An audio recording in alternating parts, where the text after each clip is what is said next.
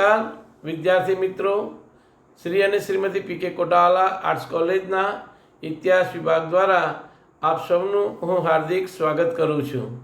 ગુજરાત સરકારના નિયમ પ્રમાણે ઓનલાઈન અભ્યાસક્રમ ચલાવવા માટેના આજે આપણે ઇતિહાસના પેપર નંબર 506 BSM 5ના અભ્યાસક્રમની માહિતી આપીશું. યુનિટ નંબર 2ના પ્રથમ પ્રશ્ન ઇતિહાસના સહાયક શાસ્ત્રો એના વિશેની હું આપને માહિતી આપીશ. ઇતિહાસના સહાયક શાસ્ત્રોમાં અનેક સહાયક શાસ્ત્રોનો ઉપયોગ થાય છે. ઇતિહાસ લેખનમાં કઈ રીતે તેનો ઉપયોગ થાય છે તેની માહિતી આપણે જુદા જુદા પુસ્તકો દ્વારા આપીશું. પરંતુ ઇતિહાસને મેળવવા માટે, ઇતિહાસ જાણવા માટે, ઇતિહાસ સમજવા માટે બીજા અનેક શાસ્ત્રો દ્વારા તેને મદદ થતી હોય છે. એટલે એના આધારે ઇતિહાસ લખાય છે. એટલે ઇતિહાસ લખવામાં એવા જુદા જુદા શાસ્ત્રો આપણને પ્રાપ્ત થયા છે. જો આ શાસ્ત્રો ન હોત તો ઇતિહાસ લખી શકાયો ન હોત. કેમ કે ઇતિહાસ એક એવી માહિતી આપતું સાધન છે, એક માહિતી આપતું શાસ્ત્ર છે કે જેમાં દરેક પ્રકારની માહિતીને સમાવેશ કરવામાં આવે છે. માત્ર રાજાઓ, મહારાજાઓ કે તેમના ગાણગુણો અથવા તો ગુણગાન સિવાયના યુદ્ધો એની માહિતી હોતી નથી. સામાન્ય વ્યક્તિ, સામાન્ય નાગરિક, યુદ્ધો, આયુધો, ઉદ્યોગ, ધંધા, રહેણીકહેણી, ખેતી, પાણી, નદી, તળાવ, ભૌતિક, ભૂગોળ વગેરે અનેક પ્રકારની માહિતી એકત્ર જુદા જુદા શાસ્ત્રો આપે છે. એટલે પ્રાચીન સમયથી શરૂ કરીને છેક મધ્યકાલીન કે અર્વાચીન સુધીનો આખો ઇતિહાસ જુદી જુદી રીતે આપણને જાણવા અને સમજવા મળે છે. અને તે એના જુદા જુદા શાસ્ત્રોને આધારિત છે. એટલે મિત્રો, આજે આપણે જુદા જુદા જે શાસ્ત્રો આપણને મદદ કરે છે તેવા એની હું માહિતી તમને પહેલાં ટૂંકમાં આપીશ અને પછી તેનું વિસ્તૃત રીતે સમજાવવાનો પ્રયાસ કરીશ. તો તમે જાણો છો કે કોઈ પણ વસ્તુ જૂની પુરાણી હોય અને એનું આપણે જાણીએ છીએ તો એવું એક શાસ્ત્ર છે પુરાતત્વશાસ્ત્ર, બીજું નુવંશવિદ્યા, ત્રીજું દસ્તાવેજોનું વિજ્ઞાન, ક્રમાંક વિદ્યા, ભૂગોળ, પ્રાચીન લિપિશાસ્ત્ર, ભાષા વિજ્ઞાન, વંશાવલી, ક્રમાંક વિદ્યા, મુદ્રા વિદ્યા, અભિલેખ શાસ્ત્ર, સિક્કાશાસ્ત્ર, જાતિશાસ્ત્ર, અર્થશાસ્ત્ર કે સૂચિ વિદ્યા. આ અલગ અલગ શાસ્ત્રો આપણને જાણવા મળે છે અને એ શાસ્ત્રોમાંથી આપણે જુદી જુદી માહિતી મેળવીએ છીએ. તો વિદ્યાર્થી મિત્રો, આપણે સૌપ્રથમ હવે પુરાતત્વ શાસ્ત્ર વિશેની માહિતી મેળવીશું. ઇતિહાસનું એ મહત્ત્વનું શાસ્ત્ર છે. ઇતિહાસને મદદગાર કરતું એ શાસ્ત્ર છે. એટલે ઇતિહાસનું એ પ્રથમ કક્ષાનો પણ પુરાવો બની શકે છે. એને આપણે એમ પણ કહી શકીએ કે જૂનું પુરાણું જે કામ કરે છે, જૂનું પુરાણું જે માહિતી આપે છે, જે ભૂતકાળમાં થઈ ગયેલું છે એવા પૂરા અવશેષીય જે સાધનો છે અને એને ખોદકામ કરીને એના વિશે જ્યારે એનો રિપોર્ટ તૈયાર કરીને તે આપવામાં આવે છે તેને આપણે ઇતિહાસ કહીએ છીએ. એટલે પુરાતત્વશાસ્ત્ર એક જૂનું પુરાણું, એમાં ખંડેરો, મહેલો કે નગરોના રચનાઓ વગેરેની માહિતી આપણને પ્રાપ્ત થાય છે. એટલે આપ જોઈ શકો છો કે જુદી જુદી જગ્યાએથી અનેક પુરાતત્વ શાસ્ત્રો દ્વારા આપણને પૂરા અવશેષોની માહિતી મળે છે. આ પૂરા અવશેષો મેળવવા માટે દરેક નગરમાં કે શહેરમાં એની એક એક શાખા હોય છે અને એને આપણે પુરાતત્વ ખાતા તરીકે ઓળખીએ છીએ. જ્યાં પ્રાચીન નગરો, પ્રાચીન શહેરો કે એવા કોઈ અવશેષો હોય ત્યાં પુરાતત્વ ખાતું ત્યાં પહોંચી જાય છે અને અવશેષો શોધીને તેનું એ સંશોધન કરી એના ઉપર રિપોર્ટ તૈયાર કરે છે અને એક અન્વેષણ આધારિત એ તૈયાર થયેલો રિપોર્ટ એ આપે છે અને એ રજૂ થાય તેને ઇતિહાસ કહેવામાં આવે છે. આપણે સૌએ એટલું તો ચોક્કસ કહી શકીએ કે સૌપ્રથમ આપણને જે પુરાતત્વ ખાતા તરફથી જાણવા મળ્યું એમાં ગ્રીસ હોય, સ્પાર્ટા હોય, એથેન્સ હોય, ભારત હોય, એના અનેક અવશેષો આપણને પ્રાપ્ત થયા છે. એટલે આપણે પુરાતત્વ શાસ્ત્ર દ્વારા બહુ સારી અને ઉત્તમ કક્ષાની માહિતી ઇતિહાસમાં મેળવી શક્યા છીએ. આપ જોઈ શકો છો કે ગ્રીસના સ્પાર્ટા અને એથેન્સ એવા બે નગરો જેમાં અનેક યુદ્ધો ખેલાયા હતા, એના અવશેષો ઉપરથી આપણને ઇતિહાસ જાણવા મળે છે.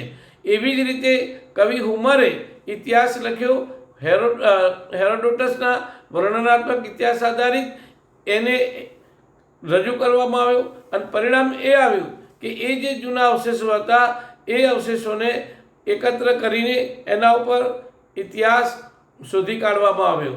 એટલે ગ્રીસમાં હોમર દ્વારા ઇલિયડ અને ઓડિસીના મહાકાવ્યો આધારિત જે અવશેષો પ્રાપ્ત થયા એટલે ગ્રીસનો દળદાર ઇતિહાસ પ્રાપ્ત થયો. મિત્રો, એવી જ રીતે ભારતમાં પણ અનેક પ્રકારની જુદી જુદી નદીઓ અને અનેક સંસ્કૃતિઓ નદીઓના કિનારે વિકાસ પામી છે. એટલે ભારતમાં સિંધુ નદીના કિનારે સિંધુ ખીણની સંસ્કૃતિ અસ્તિત્વમાં આવી. તો આ સિંધુ નદીના કિનારે જે સંસ્કૃતિ વસી એને સિંધુ ખીણની સંસ્કૃતિ કહેવામાં આવે છે. આપણે એવું માનતા હતા મિત્રો કે ભારતમાં સૌથી જૂનામાં જૂના સમય જો ગણવામાં આવે તો તે છે આર્યોનો, અને આર્યોના સમયથી આપણે પ્રાચીન ભારતનો ઇતિહાસ ગણતા હતા. પરંતુ એવું નથી વિદ્યાર્થી મિત્રો. આ તો સિંધુ ખીણ અને તેના આજુબાજુના નગરોને પુરાતત્વ શાસ્ત્ર દ્વારા પુરાતત્વ ખાતાએ શોધી કાઢ્યા અને એને આપના સમક્ષ રજૂ કર્યા. અને એટલે આપણે ઈસવીસન પૂર્વે લગભગ 5000થી 3500 વર્ષ એટલે કે 5000 વર્ષના ઇતિહાસ મેળવી શક્યા. એટલે આ જે શોધકામ કરવાનું કામ એ સિંધુ ખીણ સંસ્કૃતિનું જે હતું તે પુરાતત્વ ખાતાએ આપ્યું છે આપણને. અને એના આધારે ઈસવીસન 1922માં રખાલદાસ બેનર્જી, ભગવાનલાલ ઇન્દ્રજી વગેરે આપણને એવું જણાવ્યું કે એ આ અવશેષો પરથી આપણે એટલા પ્રાચીન છીએ. ત્યાર પછી બીજા સંશોધનમાં આપણે જોઈએ, પુરાતત્વ ખાતા તરફથી જે શોધાયું તે આપણા પાટણનું, જેમાં આપણે બેસી શક્યા છીએ, જ્યાં રહ્યા છીએ, જેનો આજે ઇતિહાસ જાણી શકીએ છીએ, એ રાણીની વાવ છે. આ રાણકી વાવ એ જમીનમાં દટાયેલી હતી અને જમીનમાં દટાયેલી હોવાથી કોઈને ખ્યાલ નહોતો કે સોલંકી શાસકોએ એની રાણીએ આ પ્રકારની વાવ બંધાવી છે. પરંતુ પુરાતત્વ ખાતા દ્વારા એને શોધવામાં આવી અને શોધીને પછી એને ખોદકામમાંથી બહાર કાઢવામાં આવી. આ ભદ્રા વાવ એ 7 માળની વાવ એ આપણને પુરાતત્વ ખાતાએ શોધીને આપી છે. એટલે આપણો ઇતિહાસનો ખૂટતા જે દસ્તાવેજો છે, ઇતિહાસની ખૂટતી કડીઓ છે, તે પુરાતત્વ ખાતાએ આપે છે. આપણે ગૌરવ લઈ શકીએ કે પુરાતત્વ ખાતા દ્વારા આપણને રાણીની વાવ મળી, જેને વિશ્વની અંદર દરજ્જો મળે છે સ્થાપત્યનો, પ્રાચીન અવશેષોનો, અને વિશ્વ વિરાસત તરીકે એને સ્થાન મળ્યું. અને ત્યારબાદ ભારત સરકારે એને 100 રૂપિયાની નોટમાં સ્થાન આપ્યું છે. એટલે આ રાણીની વાવ એના આધારિત એ જે ઇતિહાસ લખાયો એ આપણે સમજી શક્યા, જાણી શક્યા, અને એ પુરાતત્વ આધારિત છે. ત્યાર પછી વિદ્યાર્થી મિત્રો, બીજું મહત્ત્વનું જે શાસ્ત્ર છે તે છે નૃવંશવિદ્યા. નૃવંશવિદ્યા એ સમગ્ર જગતમાં ઇતિહાસનું પ્રથમ કક્ષાનું એક શાસ્ત્ર અને સાધન ગણાય છે. તેના આધારે આપણને ઇતિહાસની કઈ સંસ્કૃતિ ક્યાં વસી છે, ક્યારે વસી, એનો વિકાસ કેવો થયો, ક્યારે એનો વિનાશ થયો, એમાં આવતા માનવો કઈ જાતિના હતા, કયા વંશના હતા, તેની માહિતી આપણને પ્રાપ્ત થાય છે. એટલે વિદ્યાર્થી મિત્રો, નૃવંશવિદ્યા એ ઉત્તમ પ્રકારનું મહત્ત્વનું શાસ્ત્ર છે. આપણે તો ઇતિહાસને પ્રથમના જે સ્થાન આપી શકાય એવા એમાં મૂકી શકીએ, કારણ કે નૃવંશવિદ્યા એ માનવ સમૂહોના વિશે અભ્યાસ કરતું શાસ્ત્ર છે. ખોદકામમાંથી પ્રાપ્ત થતા માનવોના હાડપિંજરો અને હાડપિંજરોની અંદર એ કયા પ્રકારની જાતિના છે, એને કેવી રીતે એનું અવસાન થયું અથવા મૃત્યુ પામે છે, એને દફનાવવામાં આવ્યા તો એને કેવી રીતે દફનાવવામાં આવ્યા, કઈ સંસ્કૃતિના છે, એના વિશેનો સંપૂર્ણ અભ્યાસ નુમોસ વિદ્યા કરે છે. મિત્રો, એ સિવાય બીજા નુમોસ વિદ્યાના 3 ભાગ પડે છે અને આપ જોઈ શકો છો કે મમ્મી એ પણ એ નુમોસ વિદ્યાની એક દેન છે. એને શોધીને એના ઉપર સંશોધન કર્યું અને એ મમ્મીઓ એ કયા કયા રાજાઓની હતી અથવા કયા પ્રદેશની હતી, ફેરોની છે કે કયા શાસકની હતી, અને એના વિશેની માહિતી એ આપતું એક મહત્ત્વનું સાધન અથવા સાહિત્ય છે. તો પુરાતત્વશાસ્ત્રએ 2 પ્રકારના એના ઉપર અવશેષો કર્યા છે. માનવોનું, માનવ સંસ્કૃતિનું, માનવ જાતિનું, એના ઉપરનું અવશેષ ને એકત્ર કર્યું છે. ત્યાર પછી ત્રીજું નુમોસ વિદ્યામાં એમ જાણી શકીએ કે વૃક્ષો અથવા વનસ્પતિનો કેટલો એમાં સહકાર છે. માનવ સંસ્કૃતિના વિકાસ માટે વૃક્ષો કેવું પ્રદાન આપ્યું છે, વૃક્ષો કઈ કઈ રીતે માનવોને ઉપયોગ થાય છે, એના વિશેની માહિતી નુમોસ વિદ્યા કરે છે. એટલે નુમોસ વિદ્યા એ ઉત્તમ સહાયક શાસ્ત્ર છે. જેમ કે માનવોના વિકાસમાં વનસ્પતિ ક્યારે અસ્તિત્વમાં આવી, અને વનસ્પતિનો કેવો ઉપયોગ કર્યો, મકાન બનાવવામાં, વહાણ બનાવવામાં, અથવા તો જુદી જુદી ચીજવસ્તુઓ બનાવવામાં, અને એથી આગળ જોઈએ તો એ જીવન સાથે સંકળાયેલું છે. ખેતી પણ એક પ્રકાર વૃક્ષો સાથેની થતી હતી, અને એ વૃક્ષોમાંથી અનેક પ્રકારની વનસ્પતિમાંથી જે મળતી કિંમતી ધાતુઓ અથવા તો કિંમતી ચીજવસ્તુઓ એ આપણને નુમોસ વિદ્યા સુધી બતાવી છે. એટલે નુમોસ વિદ્યા એ માનવોના સમૂહનું, માનવ જાતિનું અને વૃક્ષો સાથેનું એ કામ કરતી હતી. એટલે એવું એક શાસ્ત્ર છે. બીજું મહત્ત્વનું શાસ્ત્ર છે દસ્તાવેજ. અને દસ્તાવેજ વિના વિજ્ઞાન ન હોઈ શકે. આપણે જ્યારે ઇતિહાસ ભણતા હોઈએ ત્યારે મિત્રો રાંકેને અવશ્ય યાદ કરીએ. રાંકે કહ્યું હતું કે દસ્તાવેજ વિનાનો ઇતિહાસ ન હોઈ શકે. ઇતિહાસ અને વિજ્ઞાન એ બંને સાથે જોડાયેલા છે. ઇતિહાસમાં વિજ્ઞાન તરીકે એને સ્થાન આપવામાં આવ્યું છે. એટલે દસ્તાવેજ, આ દસ્તાવેજ ક્યારે લખાયો, દસ્તાવેજ કોને લખ્યો, દસ્તાવેજમાં લખાયેલો આ ભોજપત્ર, દસ્તાવેજમાં લખાયેલો એનો કાગળ અથવા દસ્તાવેજમાં લખાયેલ જુદા જુદા એ પત્રો અને પાનાઓ પર લખાતું, તો એ કોને લખ્યું, ક્યારે લખ્યું, કેવા સમયમાં લખ્યું, એની માહિતી કયા શાસકને લખી છે, એમાં કઈ રાજમુદ્રા છે, એ દરેક પ્રકારની માહિતી એમાં આપવામાં આવતી હતી. એટલે તાડપત્ર હોય કે ભોજપત્ર હોય, પણ એ ઇતિહાસના મહત્ત્વના સાધનમાં એ સ્થાપિત થયેલું છે, જેના દ્વારા આપણને પ્રાચીન સમયનો ઇતિહાસ જાણી શકાય છે. હેમચંદ્રાચાર્યના સમયમાં ભોજપત્ર અને તાડપત્ર ઉપર લખવામાં આવતું હતું, અને આજે અનેક પ્રકારની હસ્તપ્રતો પ્રાચીન સમયની, સોલંકી સમયની એ લખાયેલી છે.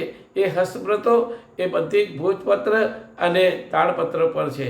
એટલે એ જુદા જુદા કલરમાં, જુદા જુદી રીતે લખવામાં આવેલી છે. આ દસ્તાવેજોના વિજ્ઞાનને આપણે મહત્ત્વનું સ્થાન આપી શકીએ. એ સિવાય મિત્રો ઇતિહાસને ક્રમાંક વિદ્યા સાથે પણ સંબંધ છે. જો ક્રમાંક વિદ્યા ન હોત તો ઇતિહાસ ન થાત. Doctor R.K.. ધારૈયાએ જણાવ્યું છે કે ભૂગોળ અને ક્રમાંક વિદ્યા એ ઇતિહાસની 2 આંખો છે.